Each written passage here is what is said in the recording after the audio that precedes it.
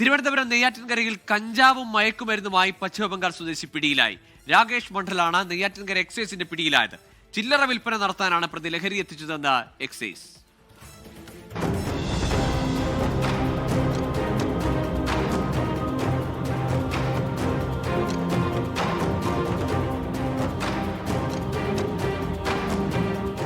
അതിഥി തൊഴിലാളികളെ കേന്ദ്രീകരിച്ച് ബ്രൗൺ ഷുഗർ വിൽപ്പന നടത്തുന്നതിനിടെയാണ് തന്ത്രപരമായി പ്രതിയെ എക്സൈസ് പിടികൂടിയത്.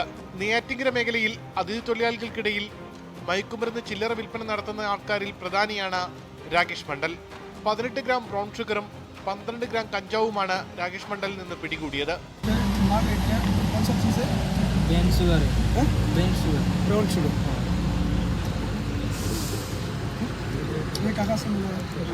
वो सर मेरा गांव से उधर के ईस्ट बंगाल से मिलता है, इधर लेके आता है.